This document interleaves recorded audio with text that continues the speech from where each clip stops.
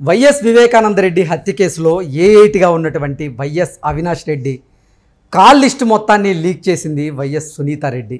తన తండ్రి హత్య జరగక 2-3 వారాల ముందు తన కుటుంబంలో ఏం జరిగిందో సునీతారెడ్డి బయటపెట్టినటువంటి నేపథ్యంలో అసలు సునీతారెడ్డికి ఈ కాల్ లిస్ట్ ఎవరిచ్చారు అనేది ఇప్పుడు సర్వత్రా చర్చనీయాంశంగా మారినటువంటి నేపథ్యంలో ఈ అంశానికి సంబంధించి మనతో మాట్లాడేందుకు టీడీపీ అధికార ప్రతినిధి సూర్యదేవర్ లత గారు మనతో ఉన్నారు. లత గారితో మాట్లాడదు. లత గారు నమస్తే అండి. నమస్తే. లత గారు, YS Avinash Reddy call list మొత్తాన్ని లీక్ చేసింది సునీత గారు. అయితే అసలు సునీత గారికి ఈ కాల్ లిస్ట్ ఎవరు లీక్ చేశారు అనేది ఇప్పుడు సర్వత్రా చర్చనీయాంశంగా మారిన నేపథ్యంలో అవినాష్ రెడ్డి గారి జుట్టు ఇప్పుడు సునీత చేతిలో ఉందా అంటే ఏం చెప్తారు? జగన్మోహన్ రెడ్డి ఉద్దేశం ఏదైనా ఏంటంటే సునీత గారు ఆ రకంగా ఫైట్ చేయలేరు. ఆవిడ ప్రజల్లోకి అంత ఇదిగా వెళ్ళి ఎక్స్ప్లెయిన్ చేయటమే కానీ చెప్పటమే కానీ జరగదనుకున్నాడో ఏమో కానీ సునీతారెడ్డి గారు ఈరోజు ప్రెస్ మీట్ పెట్టి సో ఆ రోజు నుంచి అంటే గత 3 నెలల నుంచి ఏం జరుగుతుంది అంటే వివేకానంద రెడ్డి గారు చనిపోవటానికి 3 నెలల ముందు నుంచి సో వీళ్ళ ఎవరెవరితో ఫోన్ కాల్ టచ్లో ఉన్నారు, ఎర్రగంగిరెడ్డితో అవినాష్ రెడ్డి టచ్లో ఉంటవే కానివ్వండి, అదైతే మనకు ప్రూఫ్స్లో చూపెడుతున్నారు. కానీ ఆవిడ చెప్పేది ఏంటంటే వాళ్ళు వెళ్ళి కలవటం కూడా జరిగేది అని. ఎర్రగంగిరెడ్డి అవినాష్ ఇద్దరు కలిసేవాళ్ళు కూడా అని. అంటే అవినాష్ని అడిగితే నాకు ఆయన ఎవరో తెలియదు, ఎర్రగంగిరెడ్డికి నాకు సంబంధమే లేదని అవినాష్ పలుమార్లు చెప్పాడని తను చెప్పటమే కానివ్వండి. కానీ అలాంటి తెలియదన్న వ్యక్తితో ఇన్నిసార్లు ఫోన్ కాంటాక్ట్స్ ఉంటాయా అంటే చనిపోయే రోజు ఆ టైం 3-4 ఆ టైం ప్రాంతంలో కూడా ఆయన్ని చంపుతూ కూడా వాళ్ళు లైవ్ చూడటమా లేకుంటే వాళ్ళు ఆ టైంలో వాళ్ళ ఫోన్లు మాట్లాడటమా ఇవన్నీ కూడా జరిగాయి అనేది ఆవిడ మొత్తం చెప్పటం జరిగింది, చూపెట్టడం ఎవిడెన్స్ కూడా చూపెట్టడం జరిగింది. సో అది కూడా కాకుండా అంటే అవినాష్ రెడ్డి ఇంకొక విషయం కూడా చెప్పాడు, వివేకానంద రెడ్డి గారు నా కోసం ప్రచారం చేశారు, నాతో చాలా బాగా ఉన్నారు, ఆయన నేను గెలవాలనే ఆశయం కూడా ఆయనకు ఉన్నది అని చెప్పాడు. ఎవరు? అవినాష్ రెడ్డి అని సునీత గారికి చెప్పారు అని అది సునీత గారే బయట పెట్టారు ఆ విషయం. అంటే ఇదివరకు ఉన్న ఇంటర్వ్యూలో ఇదివరకు కూడా అది చెప్పారు, ఆవిడ బహిరంగంగా మీటింగ్లో కూడా చెప్పారు ఆ విషయం. అంటే తను అందుకే ఇంకొక వీడియో చూపెట్టారు. అంటే ఒక పార్టీ మీటింగుల్లో సో అవినాష్ రెడ్డిని ఆయన పలకరించకుండా ఆయన వైపు చూడకుండా అతనితో మాట్లాడకుండానే ఆయనకి ఇష్టం లేదనేది అక్కడ ఆయన హావభావాలు మనకు కరెక్ట్గా కనపడుతున్నాయి. అంటే అవినాష్ రెడ్డికి అంటే వివేకం గారికి ఇష్టం లేదు, ఆయనకి అంటే అసలు నచ్చదు, ఓన్లీ పార్టీ పరంగా పార్టీ కోసం పనిచేశాడే కానీ అవినాష్ రెడ్డి కోసం పనిచేయలేదు అనేది సునీత గారు ఈరోజు చూపెట్టడం కూడా జరిగింది. అది విజువల్స్. అంటే సునీత గారు చెప్పేది ఏంటంటే అవినాష్ రెడ్డికి వివేకానంద రెడ్డి గారికి ముందు నుంచి కూడా ఎక్కడ కూడా వాళ్ళిద్దరికీ సఖ్యత లేదు. సో ఆయన డామినేట్ చేస్తున్నాడు. సో రేపు పొద్దున జగన్మోహన్ రెడ్డి వీళ్ళందరూ ఒక ఫ్యామిలీ కాబట్టి రేపు ఏమైనా జగన్మోహన్ రెడ్డి ఒకవేళ వివేకానంద రెడ్డి గారు ఏమైనా చెప్పటమో ఇట్లాంటివి ఏమైనా జరుగుతుంది, వాళ్ళు ఒకటైనా కూడా రేపు పొద్దున మనకి ఇక్కడ సీటు రాదనో లేదంటే షర్మిల గారికి రికమెండ్ చేస్తారనో ఇలాంటివన్నీ కూడా ఆయన ప్లాన్ ఆయన ఆలోచన విధానం అలా ఉండొచ్చేమో అప్పుడు. సో అందుకని ఈయన చనిపోతే బెటర్, ఈయన చంపేయాలనే ఒక ఉద్దేశం వాళ్ళకి వచ్చి ఉండొచ్చు, దాంతోనే వాళ్ళు ఆయన చంపుండొచ్చు అనేది కూడా మనకు కనపడుతుంది ఇప్పుడు. అంటే ఇవన్నీ మనం అంటే వైఎస్ వివేకానంద రెడ్డి హత్య కేసుకు 3 నెలల ముందు నుంచి స్కెచ్ వేశారు, స్కెచ్ ప్రకారంగానే వైఎస్ వివేకానంద రెడ్డిని హత్య చేశారు అంటూ ఆరోపణలు చేస్తున్నారు.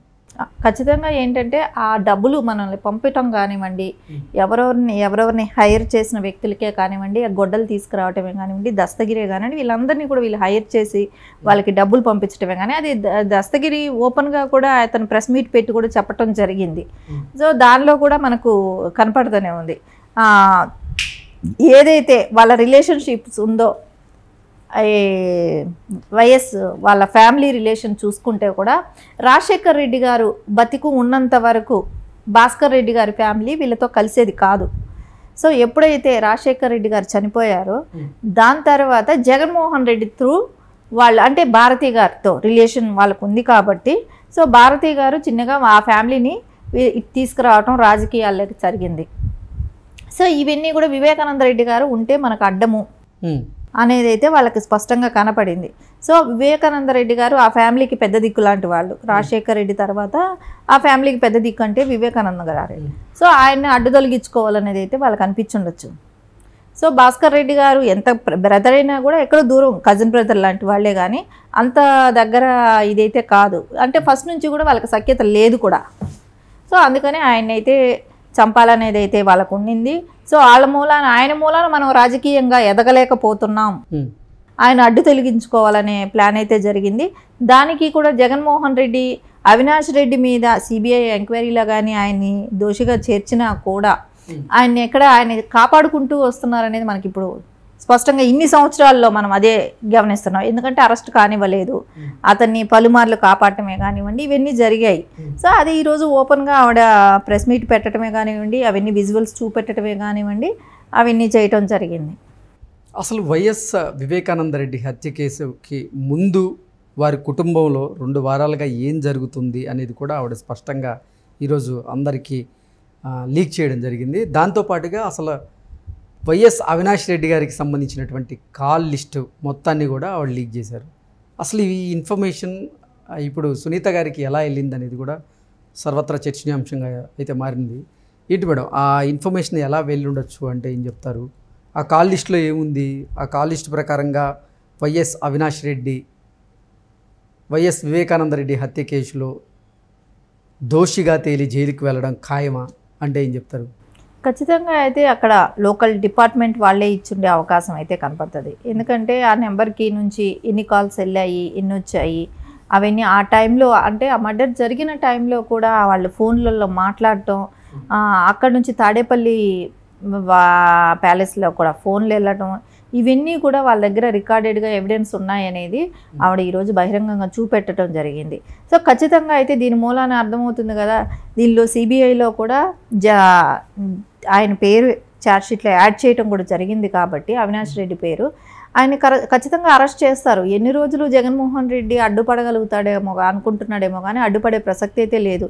ఎప్పటికైనా సిబిఐ వచ్చి తీసుకెళ్ళటం అనేది ఖచ్చితంగా జరుగుతుంది. ఎందుకంటే జగన్మోహన్ రెడ్డికి కూడా కేసులు దగ్గర పడుతున్నాయి, రేపు పొద్దున ఆయన కూడా వెళ్లాల్సి వస్తుంది జైలుకి. సో ఎన్ని రోజులు కాపాడలేడు. సో రేపు పొద్దున అధికారం కోల్పోతాడు జగన్మోహన్ రెడ్డి. అప్పుడు ఇంకెన్ని అధికారం ఉంది కాబట్టి అధికారంతో కాపాడగలిగాడే కానీ అధికారం లేనప్పుడు ఇంకా కాపాడటం అనేది కష్టం. రేపు పొద్దున అవినాష్ రెడ్డి ఓడిపోవటం కూడా జరుగుతుంది కడప జిల్లాలో. ఎందుకంటే ఈరోజు వాళ్ళు ఇవన్నీ ఎవిడెన్స్ చూపెట్టడానికి కారణం కూడా ఏంటంటే ఈ ఎలక్షన్స్లో ప్రజలకి అన్నీ ఓపెన్గా తెలియాలి. ఎందుకంటే కేసు అనేది ప్రొలాంగ్ అవుతుంది. ఎలక్షన్స్ బిఫోర్ అన్నీ తెలియాల్సిన అవసరం ఉంది. ప్రజల దృష్టికి ఇవన్నీ వెళ్ళాలి అనే దానికోసమే వాళ్ళు ఈరోజు చూపెట్టడం కూడా జరిగిందని మనకు ఖచ్చితంగా అనిపిస్తుంది. ఓకే, ఏంటి మేడం ఒకవేళ కనుక వైఎస్ అవినాష్ రెడ్డి కాల్ హిస్టరీలో దీనికి సంబంధించినటువంటి ఆధారాలు కనుక ఉంటే వైఎస్ అవినాష్ రెడ్డి జైలుకి వెళ్ళడం ఖాయమా అంటే ఏం చెప్తారు? ఆయన బెయిల్ రద్దయ్యే అవకాశం ఉంటుంది కదా. ఈ నెల 15వ తారీఖుకే బెయిల్ రద్దయ్యే అవకాశం ఉంటుంది అనేది అయితే మనం లాస్ట్ టైం కూడా అనుకుంటున్నాం. కానీ ఖచ్చితంగా బెయిల్ రద్దు అయితే ఆయన జైలుకి వెళ్తాడు. క్యాంపెయిన్ అంటే ఇప్పుడు కూడా జగన్మోహన్ రెడ్డికి ఒక అనుమానం కూడా ఉంది. సో క్యాండిడేట్ని మారుద్దామనే ఆలోచనలో కూడా ఉన్నాడనేది అంటున్నారు. సో మారిస్తే మళ్ళీ అవినాష్ రెడ్డి హంతకుడు అని మనమే ముద్ర వేసిన వాళ్ళం అవుతాం కదా, వాళ్ళు కూడా నమ్మిన వాళ్ళు అవుతారు కదా అనేది ఒక డైనమాలో ఉన్నాడు. కానీ ఖచ్చితంగా అయితే క్యాండిడేట్ని మార్చే అవకాశము ఉంటుంది. ఆయన జైలుకి రేపు బెయిల్ రద్దయ్యే అవకాశం కూడా కనపడుతుంది. అసలు కాల్ లిస్టులో ఏముందని చెప్తున్నారు సునీత గారు?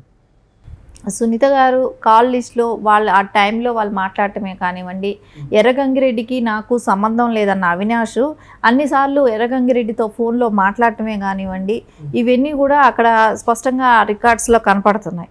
సో వాళ్ళు తీసిన టెలిఫోన్ ఎవిడెన్స్లో మనకు ఖచ్చితంగా కనపడుతుంది. ఇంకా దస్తగిరి వీళ్ళందరూ కూడా కలిసేవాళ్ళు అనేది అయితే సిబిఐ దగ్గర ఉంది కాబట్టి వాళ్ళ ఇన్వెస్టిగేషన్లో తేలింది కాబట్టి ఈ ఇది అయితే సునీత గారే బహిరంగంగా చూపెడుతున్నారు కూడా. సో కాబట్టి ఖచ్చితంగా అయితే అవినాష్ రెడ్డికి దీనిలో సంబంధం ఉంది అనేది అయితే మనకు స్పష్టంగా కనపడుతుంది, మన కళ్ళకు కూడా కనపడుతుంది. ఓకే, గూగుల్ టేక్అవుట్స్లో అవినాష్ రెడ్డి గారు అక్కడే ఉన్నట్లుగా ఆధారాలు ఉన్నాయంటూ కూడా గతంలో కొన్ని వార్తలు వచ్చినటువంటి నేపథ్యంలో ఇప్పుడు మళ్ళీ కాల్ లిస్ట్ కనుక బయటకు వస్తే పరిస్థితి ఎలా ఉండబోతోంది? ఒకవేళ కాల్ లిస్టులో కనుక నిజంగా ఆధారాలు లభ్యమైతే అవినాష్ రెడ్డి గారి పరిస్థితి ఎలా ఉండబోతుంది, ఆయన రాజకీయ భవిష్యత్తు ఎలా ఉండబోతుంది అంటే ఏం చెప్తారు? ఖచ్చితంగా రాజకీయ భవిష్యత్తు అనేది ఇంకా శూన్యమే అనిపిస్తుంది. ఎందుకంటే రాజకీయంలో ఉన్నవాళ్ళు ఎన్ని రోజులు ఒకళ్ళ మీద డిపెండ్, అంటే ఒక హంతకుడుగా ఉన్న వ్యక్తి, ఒక ముద్దాయిగా ఉన్న వ్యక్తి ఎన్ని రోజులు జగన్మోహన్ రెడ్డి సేవ్ చేస్తాడు అనుకుంటానికి, జగన్మోహన్ రెడ్డే గెలవనప్పుడు, ఆయనకే అధికారం లేనప్పుడు, ఆయనే జైలుకి వెళ్ళాల్సి వచ్చినప్పుడు అవినాష్ రెడ్డిని సేవ్ చేసే వాళ్ళు ఎవరు ఉంటారు? సో అవినాష్ రెడ్డి ఎన్ని రోజులు సేవ్ చేస్తే ఇట్లా దాక్కొని, అంటే రేపొద్దున ఆయన ఢిల్లీకి కూడా వెళ్ళటానికి భయపడే పరిస్థితి. సో ఒక ఎంపీగా గెలిపించినా ఆయన అక్కడి వరకు కూడా వెళ్ళడు, ఎందుకంటే అక్కడికి వెళ్తే ఎప్పుడు అరెస్ట్ చేస్తారో తెలియదు కాబట్టి. సో ఆయన ఢిల్లీ వరకు కూడా వెళ్ళలేడు. అలాంటి వ్యక్తికి ఓటేసి గెలిపించడం మూలాన ప్రజలు కూడా ఆలోచిస్తారు కదా, లాభం ఏముంది, ఇలాంటి వ్యక్తి ఇతనే రేపొద్దున ఢిల్లీ వరకు వెళ్ళటానికే భయపడతాడు. సో రేపొద్దున ఆయన జైలుకి వెళ్తాడేమో. సో మన సమస్యలతో మనం ఎవరి దగ్గరికి తీసుకెళ్తాం? అది కాకుండా రాజశేఖర్ రెడ్డి కూతురు కనుక షర్మిల గారికి కానివ్వండి, వివేకానంద రెడ్డి కూతురు సునీత గారే కానివ్వండి, వాళ్ళిద్దరూ కూడా కొంగు జాచి అడగటమే కానివ్వండి, ఇదంతా ప్రజల్లోకి బాగా సెన్సిటివ్ మ్యాటర్ కాబట్టి ఒక ఆడపిల్లలు న్యాయం కోసం ఇంత పోరాడుతున్నారు. సో వాళ్ళకి మనం న్యాయంగా అండగా నిలబడాలనేది అయితే కడప ప్రజలకు. ఎందుకంటే రాజశేఖర్ రెడ్డి వివేకానంద రెడ్డి గారికి ఉన్న ఆ జిల్లాతో ఉన్న అనుబంధం ప్రకారం ఖచ్చితంగా షర్మిల గారికి మద్దతు తెలిపే అవకాశం అయితే ఖచ్చితంగా కనపడుతుంది. అవినాష్ రెడ్డి గారి రాజకీయం అయితే శూన్యంగానే కనపడుతుంది.